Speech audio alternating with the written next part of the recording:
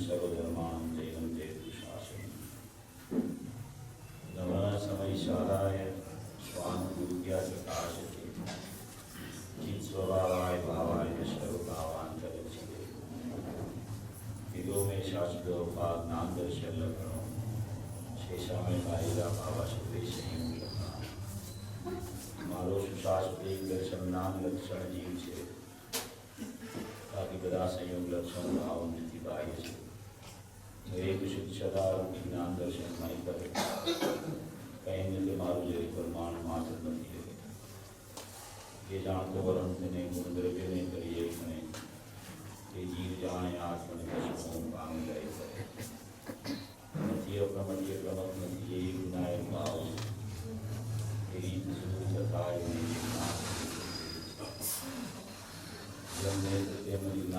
कारक नहीं वेद करे जाने धर्मों देगी जरावन के मन मोक्ष तो अचल में अनुपम गति काम एक सर्वेश करने वंदे कभी देवली कभी भाषण में प्रावृत्त पुष्टाकम ने मोक्ष पंथे ध्यान को देव ने दिमाग नित्य विहार कर नहीं व्यर्थ ओम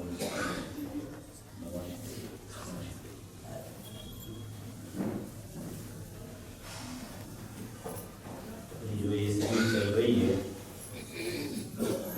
इसका 5वां दिन है, 6वां दिन है। उसमें अपनी द्रव्याम योग की जो चर्चा 320वीं गाथा पर चल रही है और श्री गुरुदेव श्री का प्रवचन भी 320वीं गाथा पर चलेगा। 320वीं गाथा में जो आचार्य भगवान ने बहुत से बिंदु दिए हुए हैं, बहुत सी बातें इसमें पूरी गाथा में भर दी गई है। इसे जानना देखना उसका आत्मा का स्वरूप है, किसको जानता है, जिसको जानता है वहाँ कौन सी प्रक्रिया होती है, वो प्रक्रिया कैसे होती है, वो प्रक्रिया में जानना होता है तो वो पर्याय में जानना होता है तो वो पर्याय भी कैसे पृथक है, पर्याय में मोहराग द्वेष होता है तो वो कैसे पृथक है, पर्याय में समय संज्ञान चारित्राणी मोक्ष मार्ग होता है तो वो कथनचित भिन्न कैसे है और उसको भी सर्वथा भिन्न कौन सी अपेक्षा से बोला जाता है और जीवन तो भव्यत्व अभवत्व पारिणामिक भाव का और 4 भाव का स्वरूप सकल निरावरण अखंड एक प्रत्येक प्रतिभासमय जो अपना स्वरूप एक नायक भाव उसकी चर्चा, बहुत सी चर्चा इसमें ये गाथा में भरी हुई है। निर्जरा वाला प्रकरण भी इसमें है, सविपाक निर्जरा, विपाक निर्जरा, सकाम निर्जरा, काम निर्जरा। ये पूरी जो बात 320वीं गाथा में आई है उसमें आचार्य भगवान को जो सिद्ध करना है कि तेरा स्वभाव मात्र जानना देखना है, कोई भी पदार्थ में कोई भी परिणाम में तो फेरफार कर नहीं सकता है, जो परिणाम होने योग्य है वो होते ही रहते हैं। तेरा द्रव्य है वो शाश्वत सुरक्षित है, वो मात्र जानने देखने रूप ही रहता है, उसमें कोई बनाव बनता ही नहीं है क्योंकि वो सदाए उदस्त ध्रुव अविनाशी परमात्मा है। प्रणाली में उसका ऐसा न स्वरूप बच गया, इसलिए वो स्थिति मेरी है उसको कायम ख्याल में रख के ही जो भी विषय आवे उसको समझना चाहिए। स्वरूप में कुछ परिवर्तन होने वाला नहीं है, पर्याय में कैसा भी परिवर्तन हो जाए, पर्याय विभाव रूप बहिर्मुख दशा चले या पर्याय स्वभाव की सन्मुख अंतर्मुख दशा हो जाए, फिर भी नायक भाव तो ऐसा न ऐसा, ऐसा न ऐसा, ऐसा न ऐसा अनादि अनंत ध्रुव परमात्मा स्वरूप ही रहता है। वो मात्र जानने देखने वाला रहता है। कोई भी पर्याय उत्पाद हुए, कोई भी पर्याय का व्यय हो जाए, पारिणामिक भाव में कुछ नहीं होता। ऐसा न ऐसा परिपूर्ण परमात्मा, कुटस्थ परमात्मा, नित्य परमात्मा, वैसा अविनाशी भाव, अनादि अनंत भाव उसका ऐसा न ऐसा रहता है। ऐसे परमात्मा का स्वरूप ये गाथा में बताया गया है। पूज्य गुरुदेव श्री ने तो आज जो प्रवचन चला उसमें कितनी कितनी अपेक्षा से, कितने कितने आधार से बहुत सी बातें आज पूज्य गुरुदेव श्री ने कर दी। कलष्टिका का आधार द्रव्य क्षेत्र काल भाव की अपेक्षा लेंगे, स्वद्रव्य स्वक्षेत्र स्वकाल स्वभाव, और पर द्रव्य पर क्षेत्र पर काल और पर भाव, वो कैसे होता है उसका जो निरूपण है वो पूज्य गुरुदेव श्री के अलावा कोई ऐसा नहीं कर सकता। अपना त्रिकाली द्रव्य है, उसमें अनंत गुण है, असंख्यात स्वदेशी है, त्रिकाल का उसका काल है और वो वस्तु मात्र निर्विकल्प है। ऐसी वस्तु में उसको भेद करके देखना, उसी का नाम पर द्रव्य पर क्षेत्र पर काल पर भाव हो जाता है। वही न वही वस्तु को छोड़े बिना, वस्तु को कायम सामने रख के उसी वस्तु में कोई भेद से उस वस्तु को देखना, उसी का नाम पर द्रव्य है, उसी का नाम पर क्षेत्र है, उसी का नाम पर काल है, उसी का नाम पर भाव है। अभी तो वर्तमान पर्याय प्रकट है, उसको पर द्रव्य कहे तो पसीना छूट जाता है। सचमुच में तो वो अंदर में है ही नहीं, क्योंकि पर्याय का प्रकट रूप उत्पाद भाव है, वो मात्र समयवर्ती है, मात्र समयवर्ती पर्याय है। कभी ऐसा भी लगता है कि ये समयवर्ती पर्याय बोलने से क्या फर्क पड़ जाता है, पर्याय तो अनादि से चली आती है धारावाहिक। मगर जो भी दोष होता है या तो जो भी गुण प्रकट होता है पर्याय में, दोष के अभाव स्वरूप गुण की प्रकटता, वो भी समयवर्ती है। दूसरे समय वो पर्याय का अस्तित्व नहीं रहता, वो पर्याय अंदर गुण होकर गुण रूप चली जाती है, गुण रूप हो जाती है। उसका भाव जो है वो समयवर्ती ही रहता है। इसीलिए जितना उत्पाद होता है द्रव्य में से, वो एक समय क्रिया करता है, दूसरे समय व्यय होकर पारिणामिक भाव हो जाता है। एक समय में पर्याय, एक समय की पर्याय से जिसकी बुद्धि चलती है उसको पर्याय दृष्टि, मिथ्या दृष्टि बोला जाता है। गुरुदेव श्री ने बताया कि आत्मा में इतने गुण है कि अनंत मुख कर दो और एक एक मुख में अनंत जीव कर दो तो भी उसका पार न पड़े, उसकी गिनती न हो सके। ऐसा आत्मा अनंत गुणात्मक परिपूर्ण परमात्मा है। और दोष तो बहुत छोटा सा, थोड़ा सा है, दोष ज्यादा दोष नहीं है। दोष दो है, गुण अनंत है। मात्र दो दोष होते हैं जीव के। एक तो उसकी पर्याय में अभिप्राय का दोष चलता है, और अभिप्राय का दोष चला जाता है तो अस्थिरता का दोष है। मात्र दोष दो ही है, और वो दोष को निकालने के लिए समर्थ अनंत गुण अंदर विद्यमान है। अनंत गुणात्मक अपना परमात्मा है। वो अपना स्वद्रव्य, स्वक्षेत्र, स्वकाल और स्व भाव से ऐसा भी खंड न होके अखंड परिपूर्ण परमात्मा है। ऐसी मेरी वस्तु मात्र है, ऐसे मेरा स्वभाव मात्र है, ऐसा मेरा स्वरूप मात्र है। ऐसी जो परिपूर्ण वस्तु उसकी महिमा आनी चाहिए जीव को अंदर से। आचार्य भगवान ज्ञानी पुरुष इतना इतना इतना इतना कह के पर्याय की प्रीति छुड़ाने के लिए, पर्याय का पक्ष छुड़ाने के लिए कितनी पर्याय की चर्चा करके पर्याय को निषेध करते हैं। पर्याय नहीं है ऐसा नहीं है, ऐसा कोई नहीं समझ लेना कि पर्याय नहीं है। पर्याय भी एक द्रव्य का ही अंश है। प्रमाण का द्रव्य में पर्याय शामिल है। निश्चय का द्रव्य का निर्णय भी अंश रूप पर्याय करती है। पर्याय है मगर पर्याय पर्याय की जगह है, वो द्रव्य में नहीं है। और द्रव्य में नहीं है और पर्याय में भी द्रव्य नहीं है। ऐसी दो सत्ता भिन्न भिन्न है। दो सत्ता कभी एक रूप होती ही नहीं। दो सत्ता कायम रख के दोनों सत्ता कायम रहती है। पर्याय की सत्ता भी अनादि अनंत है, ध्रुव की सत्ता भी अनादि अनंत है। मगर मेरी सत्ता कौन सी है?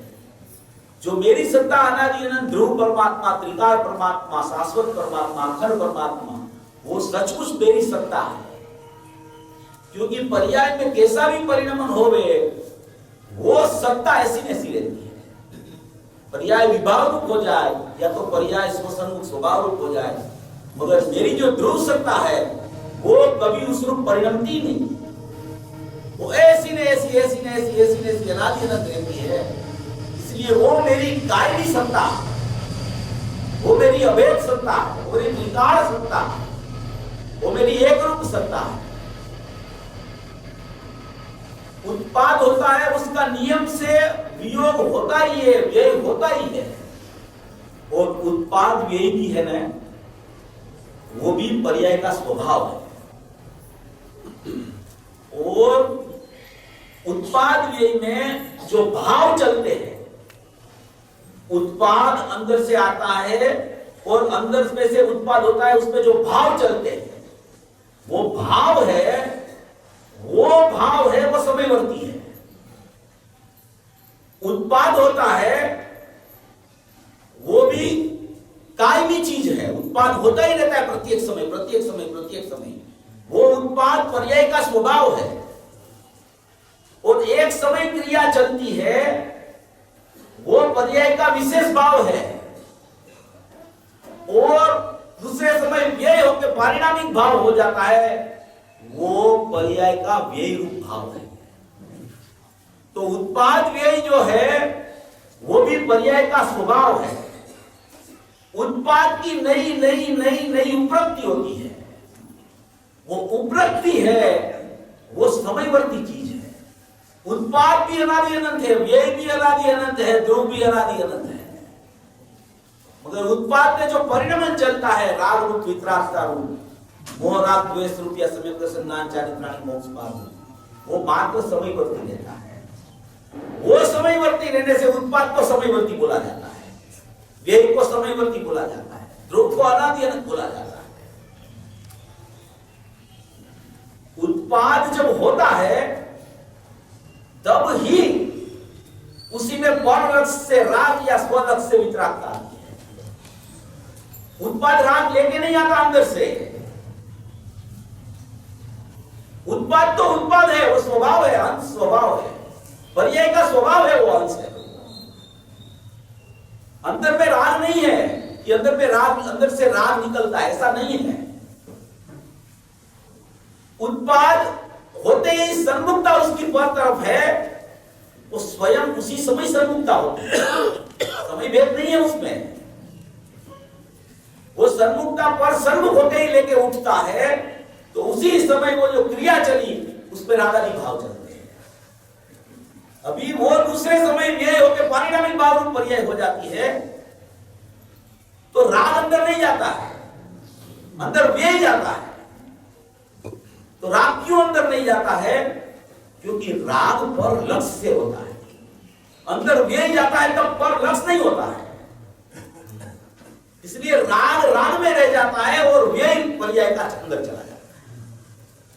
उसको बोला जाता है पर्याय की एक समय की अवस्था का परिणमन रूप भाव। और अंदर चला जाता है वो भी गुण रूप हो जाता है। फिर वहां कोई राग रूप भाव नहीं है, वहां कोई मिथ्यात्व नहीं है, वहां कोई अज्ञान नहीं है।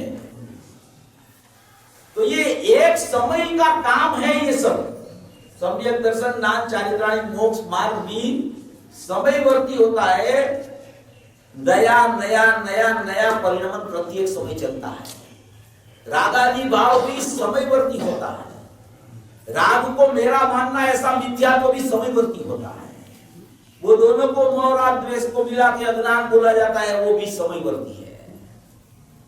तो समयवर्ती भाव जहां से निकलता है उसपे वो कोई भाव छिपा हुआ नहीं है अंदर में। प्रत्येक पर्याय का उत्पाद ध्रुव में से होता है और प्रत्येक पर्याय का उत्पाद ध्रुव में से होने से मगर उसका परिणमन होता है वो स्वतंत्र होता है। वो परिणमन में जो क्रिया बचती है वो स्वतंत्र सत्कारक से होती है। वो पर्याय का सत्कारक है। ध्रुव का सत्कारक अंदर शक्ति रूप है। वो शक्ति रूप सत्कारक में कोई विभाव नहीं है। और जब पर्याय में पर्याय का सत्कारक प्रकट होता है तो ध्रुव सत्कारक के साथ सचमुच उसका कोई संबंध नहीं रहता। इतनी भिन्नता समझनी पड़ेगी भैया। द्रव्य पर्याय की ऐसी भिन्नता है, ऐसी भिन्नता होने से ही द्रव्य ऐसा न ऐसा शुद्ध रूप बच गया है। अगर ऐसी भिन्नता नहीं होती, पर्याय और द्रव्य एक रूप मान लो, कथनचित एक मान लो, तो भी पर्याय में अशुद्धता होने पर द्रव्य अशुद्ध दिखने लगेगा। तो द्रव्य तो अशुद्ध होता नहीं कभी। एक समय के लिए भी द्रव्य अशुद्ध हो जाए तो इसके आश्रय से शुद्धता प्रकट होगी। तो द्रव्य का जो भाव है, द्रव्य का जो स्वरूप है, द्रव्य का जो अनादि अनंत बना है, द्रव्य का जो शाश्वत कुटस्थ एक रूप ध्रुव बना जो है, वो कोई भी समय ऐसा नैसा रहता है। इसीलिए सम्यक दर्शन होने में एक समय लगता है।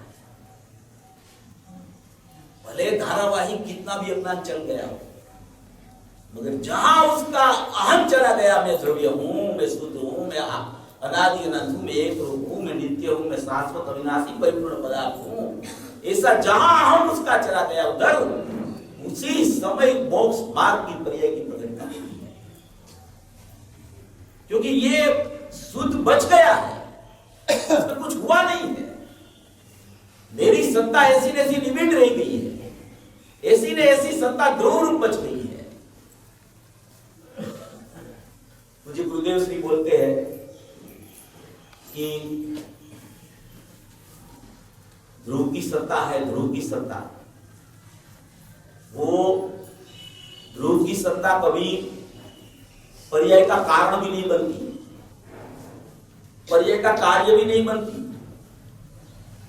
वो अकारण सत्ता है, अकर्ता सत्ता है, अकारक अवेदक सत्ता है। अनादि अनंत ऐसी ने ऐसी सत्ता बच गई है।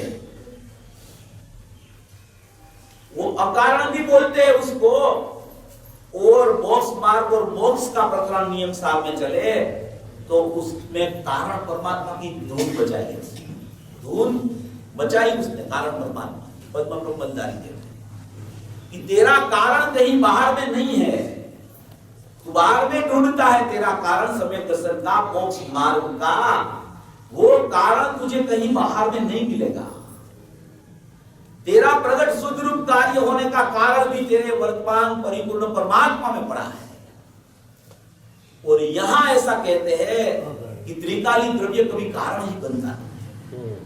तो यहां त्रिकालीन द्रव्य से चर्चा है, अखंड भाव से चर्चा है, ध्रुव सत्ता से चर्चा है।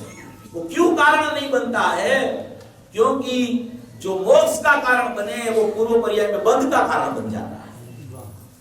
इसलिए वो कारण नहीं है परमात्मा, वो अकारण परमात्मा है। ऐसा नहीं, ऐसा परमात्मा है। वो किसी का कारण नहीं बनता। सम्यक दर्शन का कारण मानोगे तो मिथ्या दर्शन का कारण मानना पड़ेगा। इसलिए वो कारण नहीं है, वो अकारण परमात्मा है। अगर वो कारण होता तो अनादि से है, क्यों कार्य नहीं आता है? वो अकारण परमात्मा है, अभेद परमात्मा है, एक रूप परमात्मा है, शुद्ध परमात्मा है, अकर्ता स्वभावी आत्मा है। वो मोक्ष मार्ग, मोक्ष का परिणाम को भी करता नहीं है,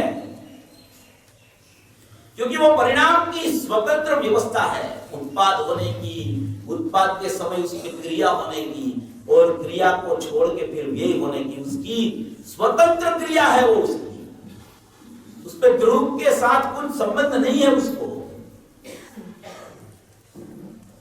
गुण पर्याय व द्रव्य बोला जाता है, उत्पाद भी ध्रुवयुक्तम सत बोला जाता है, द्रव्य बिना पर्याय नहीं है, पर्याय बिना द्रव्य नहीं है। ये सब चर्चा पर से पृथक करने के लिए प्रमाण की व्यवस्था में जीव आ जाए इसलिए होती है। मगर प्रमाण का द्रव्य में आके अपने को प्रमाण से ही सोचना कि प्रमाण में वेदनान कैसे करे अपन।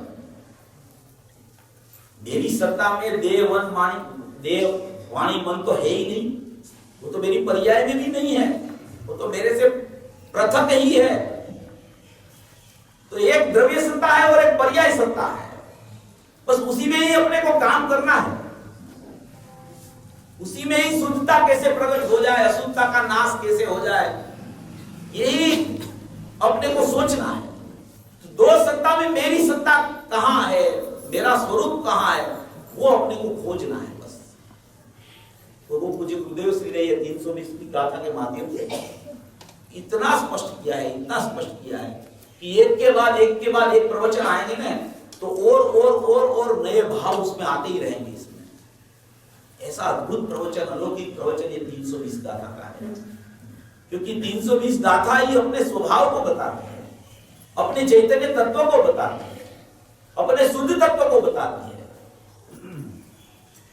समयवर्ती पर्याय में जो होता है वो उसकी योग्यता से होता है। अंदर में जो भी गुण में पड़ा है वो गुण में शक्ति रूप योग्यता भी है, और एक जो भूतकाल की पर्याय हो गई उसकी भी योग्यता अंदर में पड़ी है। भूतकाल की योग्यता रूप पारिणामिक भाव और शक्ति रूप योग्यता रूप पारिणामिक भाव, वो एक रूप भाव अंदर में त्रिकाल अखंड पड़ा है। और वर्तमान पर्याय बाहर लेके उसका निर्णय करती है कि मैं शुद्ध परमात्मा हूं। ऐसा अंदर अभेद स्वभाव है। पर्याय प्रकट होती है तब वो पर द्रव्य है, पर भाव है, अंदर में पर्याय का गुण में जो सत्व पड़ा है वो पर्याय का जैसा अंश प्रकट होने वाला है, ऐसा ही सत्व प्रत्येक गुण में अनादि काल से अनंत काल तक की जितनी पर्याय अनादि काल से आज तक प्रकट हो गई वो व्यय रूप योग्यता रूप पड़ा है अंदर गुण में, और प्रकट होने वाली है वो शक्ति रूप योग्यता रूप अंदर में पड़ा है। और व्यक्त पर्याय है वो बाहर रह के अपना द्रव्य स्वभाव का निर्णय करने के लिए बाहर रही है। वो इसीलिए बाहर है कि उसको निर्णय करना है अपनी सत्ता का, अपना विनायक भाव का, अपना चैतन्य तत्व का, अपना एक रूप भाव का। वो पर्याय भी पूर्व समय में अंदर थी, पारिणामिक भाव वर्तमान में प्रकट हुई है, और प्रकट होने से वो ऐसा ही देखती है कि मैं परिपूर्ण हूं, मैं अखंड हूं, मैं एक नायक हूं, मैं शुद्ध हूं। क्योंकि भूतकाल की तो पर्याय है नहीं, भविष्य की उसको मालूम नहीं, वो शक्ति रूप पड़ा है सब। वर्तमान पर्याय में निर्णय करना है उसको, कि काम निर्णय का है, इसमें स्वभाव का निर्णय, अपने से अपना निर्णय,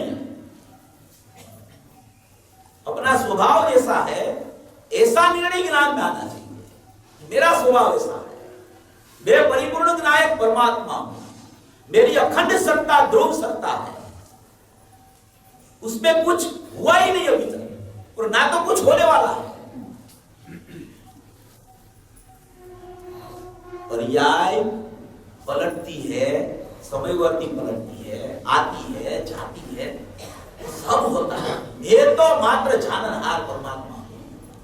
मैं तो देखनहार, देखने वाला हूं, जानने वाला हूं। ऐसा मेरा परिपूर्ण स्वभाव है, ऐसी मेरी नायक देव की महिमा है, ऐसा मेरा सत्य का सत्व है, ऐसा मेरा स्वभाव है, ऐसा मेरी परिपूर्णता है।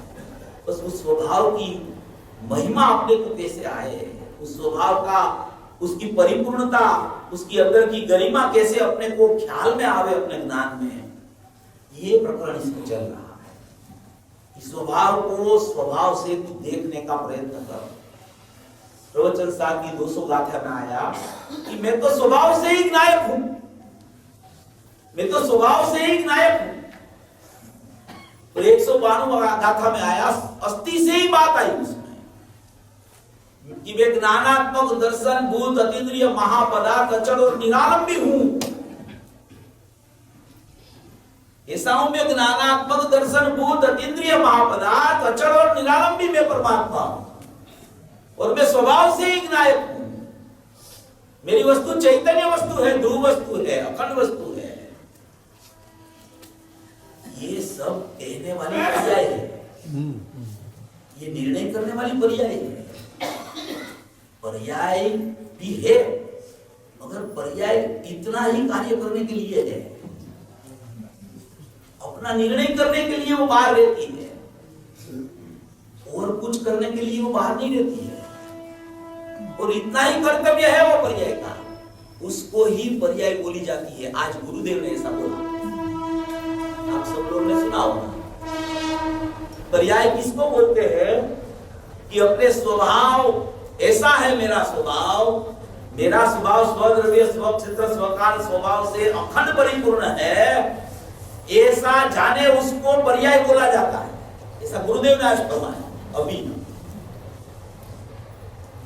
जो पर्याय में अपना परमात्मा विराजमान नहीं होवे, उसको अपन पर्याय भी कैसे बोल सकते हैं? कि जो पुत्र अपने पिता का नाम ही नहीं लेवे, उसके सामने देखे ही नहीं, उसको पर्याय कैसे कह सकते हैं? पर्याय ही उसका नाम है कि जो ऐसे जयघोष करती है, पुकार करती है, घोषणा करती है कि मैं शुद्ध परमात्मा चैतन्य द्रव्य हूं, मैं अखंड परिपूर्ण परमात्मा हूं। समयवर्ती पर्याय त्रिकालवर्ती की घोषणा करती है कि मैं ऐसा परिपूर्ण हूं, ऐसा ध्रुव हूं। गुरुदेव श्री कहते हैं अनित्य नित्य का निर्णय करते हैं, अनित्य नित्य का निर्णय करते हैं। प्राप्त की प्राप्ति है, जो कुएं में है वो अवेड़े में आता है। ये सब बातें जो है ना, उसमें बहुत मर्म भरा रहता है। ये खाली ये बात कहने वाली नहीं होती है, इसमें द्रव्य पर्याय का स्वरूप सब में मुझे गुरुदेव श्री बताना चाहते हैं कि जो अंदर में है वो ही बाहर आता है, जो अंदर में है वो बाहर आवे, उसी को ही मेरी पर्याय बोला जाता है। जो अंदर में नहीं है वो पर्याय में हो जाए, वो राग द्वेष हो, वो मेरी पर्याय नहीं है। मेरी सत्ता में जो है, मेरा स्वभाव में जो है, परिणमन में तो ऐसा ही आना चाहिए। अगर ऐसा परिणमन में नहीं आवे तो वो मेरा परिणमन नहीं है। वो जिसके लक्ष्य से होता है उसका परिणमन है। वो परिणमन एकांत से पुद्गल का है। 39 वर्ष में आया एकस्य पुद्गलस्य ही निर्माणम। ये सब पुद्गल का चित्रावण है, उसमें मेरा कुछ नहीं है। मेरा परिणमन भी होवे तो मेरे जैसा होवे, उसी को ही मेरी पर्याय बोली जाती है। उसके अलावा कोई पर्याय मेरी है नहीं, इसलिए उस पर्याय को कथनचित भिन्न बोला जाता है। कथनचित भिन्न क्यों बोला है? कथनचित अभिन्न क्यों नहीं बोला? तो सचमुच में तो वो कथनचित अभिन्न है। अनुभूति के काल में तो पर्याय कथनचित अभिन्न होती है, तब ही तो अनुभूति बोली जाती है। कथनचित भिन्न बताया देवसेन आचार्य ने नई चक्र में ऐसी मोक्ष मार्ग की पर्याय को कथनचित अभिन्न बताया। भाई साहब को पता होगा नहीं? और यहां बताया कथनचित भिन्न, यहां दृष्टि का विषय सिद्ध करना है, यहां भावना भाव की है, वो भाव सिद्ध करना है। इसलिए वो कोई एक अपेक्षा से भिन्न है। वहां मोक्ष मार्ग जहां सिद्ध करना हो, मोक्ष जहां सिद्ध करना हो, वहां उसको अभिन्न बोला जाता है। और यहां दृष्टि का विषय सिद्ध करना है, परिपूर्ण परमात्मा सिद्ध करना है, इसलिए उसको भिन्न बोला जाता है। कथनचित भिन्न बोलो, भिन्न बोलो। कथनचित भिन्न माने क्या? कोई एक अपेक्षा से भिन्न है, तो वो तो परिणामन तो भिन्न ही है अपरिणामी से। तो मोक्ष मार्ग प्रकट हुआ, वो द्रव्य जैसा है, ऐसा ही मोक्ष मार्ग में प्रकटता हुई, इसलिए उसमें कथनचित शब्द लगाया है। ऐसा ध्रुव है, ऐसा ही परिणाम आया, तो उसमें कथनचित भिन्न का सुर आया। ऐसी ये बहुत अच्छी गाथा में अच्छी चर्चा अपने गुरुदेव श्री द्वारा आ रही है। ये अपन ने गाथा में तो पहला पैराग्राफ ये भी शुरू किया है, ये जो प्रवचन करता है तो उसका ही रेफरेंस से अपन बात कर लेते हैं। कोई बात नहीं, ये गाथा तो अपने को क्या है, अपने को तो त्रिकाली द्रव्य को घूट के पर्याय का स्वरूप समझना है। त्रिकाली द्रव्य अपना है, ऐसी अपनी पहचान बराबर अपने को पर्याय में हो जाए। अपना कर्तव्य तो सबका यही है, उसी का नाम तो गाथा पूरी हो जाती है। गाथा पूरी करने के लिए प्रवचन नहीं होते, स्वाध्याय नहीं होता है, अपना स्वरूप समझने के लिए स्वाध्याय होता है, अपनी पहचान के लिए ये सब चर्चाएं चलती है। तो प्रथम में प्रथम आत्मा को जान, उसमें आया 17-18 गाथा में। प्रथम में प्रथम क्या करना? तो प्रथम में प्रथम आत्मा को जान और कुछ मत कर, सबसे पहले ये कार्य कर, प्रथम में प्रथम आत्मा को जान। बाकी का कार्य तो स्वयं हो ही जाने वाला है। तो आत्मा में आत्मा को जान लेगा तो तुझे फिर पर्याय कैसी होती है, कैसे फिराना, कैसे उपयोग को अंदर ले जाना, उपयोग क्यों बाहर चला जा रहा है, ये विकल्प ही बंद हो जाएंगे। क्योंकि तो तेरी दृष्टि ही चिपक जाएगी। वो दृष्टि चिपक जाएगी, फिर वो दृष्टि निकलेगी ही नहीं उधर से। गुरुदेव ने इस पे दृष्टांत मेरे ख्याल से आ गया होगा, वो चंदन गो का दृष्टांत देते हैं गुरुदेव, आ गया होगा, मैं समझ था। बहुत अच्छा दृष्टांत है। जैसे ज्ञानी की दृष्टि द्रव्य पर चली जाती है, उस पर चोट जाती है, बाद में कितने भी उपसर्ग आ जाए, कितने भी परिसर आ जाए, वो दृष्टि को आंच ही नहीं आती है। तो दृष्टि में दृष्टा बैठा हो बैठा, कौन दृष्टि और कौन दृष्टा, ऐसा विकल्प की ऐसा भेद कुछ वहां रहता ही नहीं है। मैं एक विनायक परिपूर्ण परमात्मा, ध्रुव परमात्मा, चैतन्य परमात्मा, यही वहां रहता है। तो दृष्टांत दिया है कि जो चंदन को होती है, उसको वो चोर को ऊपर से चोरी करना हो तो वो दीवार पे ऐसे लगा देते हैं उसको, फिर उसके सहारे ऊपर चढ़ते हैं। तो वो ऐसी चिपकी हुई है उधर कि कितने भी ऊपर नीचे लोग हो जाए, वो उसको छोड़ती नहीं है। ऐसी एक दृष्टि की कमाल है। वो नजर द्रव्य पर पड़ी है, वो नजर छूटती नहीं, वो नजर कभी नहीं छूटती। कितना भी परिसर आ जाए, कितना भी उपयोग भी चला जाए बाहर, दृष्टि में कुछ खामी नहीं आती है। उसी को दृष्टि बोला जाता है, उसी को चैतन्य परमात्मा देखा ऐसा बोला जाता है। श्रद्धा है ना, श्रद्धा, तो श्रद्धा का सुर ऐसा होता है कि जीव को परिणाम है ही नहीं। श्रद्धा का सुर कैसा होता है कि जीव अपरिणामी है, जीव ध्रुव शाश्वत है, जीव अखंड है, जीव एक रूप है।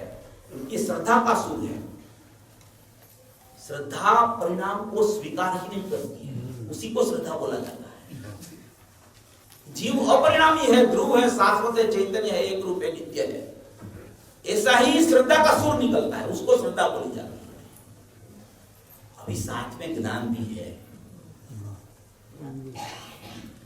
ज्ञान नहीं है ऐसा नहीं है। श्रद्धा तो स्वीकार ही नहीं करती, मतलब ज्ञान है। ज्ञान बोलता है परिणाम है, परिणाम की स्थिति है, परिणाम उत्पादन वाला है, पर्याय में भी मलिनता अभी है, ऐसा ज्ञान बोलता है। और ज्ञान मलिनता को भी सिद्ध करता है और अभेद ग्राह्य शुद्ध निश्चय से बोलता है कि मलिनता है ही नहीं परिणाम में। पानी जो है, पानी अभी पानी जल जो भी बोलो समझ दो, उसमें मलिनता हो रही है, कादव की मलिनता उसमें होगी संयोग से। तो वो व्यवहार नहीं क्या बोलता है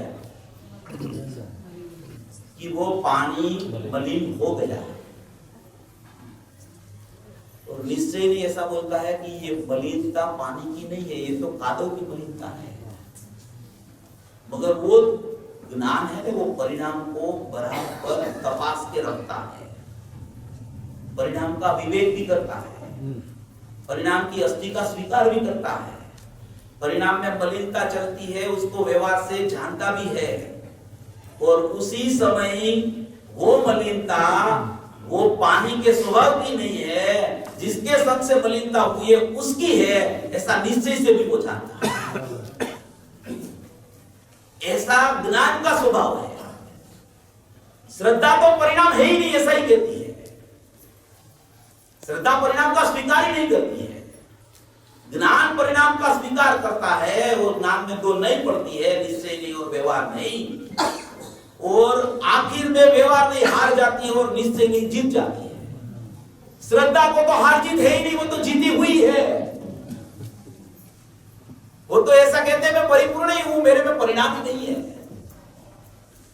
जीव को परिणाम होता ही नहीं,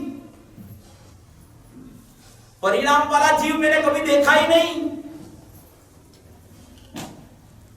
वो विवेक करने वाला ज्ञान श्रद्धा को विषय देता है, और वो श्रद्धा में ये हुए परिणाम जाती है। ऐसा श्रद्धा और ज्ञान का सुमेल चलता है।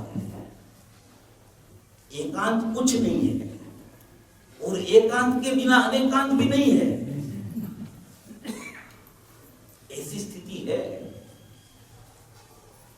इसलिए श्रद्धा में अपने स्वभाव का बल आना चाहिए, ऐसी मजबूताई होनी चाहिए, ऐसी स्थिति होनी चाहिए श्रद्धा की, कुछ भी हो जाए मैं तो परिपूर्ण परमात्मा हूं, मैं तो ज्ञायक चैतन्य ध्रुव सत्ता है मेरी, ऐसा नहीं ऐसा परिपूर्ण में बच गया हूं, मैं अभेद किल्ला हूं, मेरे में प्रवेश ही नहीं होता किसी का। ऐसी मेरी अनादि अनंत सत्ता है, अनादि अनंत मेरा ध्रुवपना है, मेरी एक रूप सत्ता है। ऐसी सत्ता श्रद्धा को स्वीकार करती है, उसी को ही श्रद्धा बोली जाती है। ज्ञान में सब चलता है, निश्चय व्यवहार, वो सब ज्ञान पूरा विवेक करके सब निर्णय कर लेता है, निर्णय करता है, और श्रद्धा को विषय मिलता है, तो श्रद्धा में यही हूं ऐसे ही चलती है। ऐसा नहीं है कि ज्ञान के आधार से श्रद्धा चलती है, श्रद्धा स्वयं चलती है, ज्ञान भी स्वयं चलता है। दोनों का अस्तित्व स्वतंत्र है, दोनों अपने में अपने से है। वो दोनों पर्यायों के बीच में भी निमित्त नैमित्तिक बोला जाता है, मगर है सब अपने से, उपादान से। किसी को किसी का कुछ लेना देना है नहीं। ज्ञान ने निर्णय किया इसलिए श्रद्धा में सम्यकत्व हुआ, कि श्रद्धा में सम्यकत्व हुआ इसलिए ज्ञान में सम्यक ज्ञान हुआ, ऐसा नहीं है। ज्ञान अपने से ही सम्यक ज्ञान रूप परिणमता है, श्रद्धा अपने से ही सम्यक श्रद्धा रूप परिणमता है। दोनों का विषय एक ही है, परिपूर्ण परमात्मा। ज्ञान की निरूपता में जानना सब होता है द्रव्य बनेगा, मगर उसका लक्ष्य, उसका विषय वो एक ही रहता है। तभी उसको भी ज्ञान कब बोला जाता है, तब तक तो मिथ्या ज्ञान है, उससे पहले उसको ज्ञान ही नहीं बोला जाता। ऐसा ये स्वरूप है, ऐसी 320 गाथा का प्रकरण है। ये 320 गाथा, इसमें बाद में जो भी बात है सकाम मुकाम निर्जरा वाली, सविपाक विपाक निर्जरा वाली, वो बातें अपन ने सुनी भी है पूज्य गुरुदेव श्री से, और कल मैंने भी ले लिया था।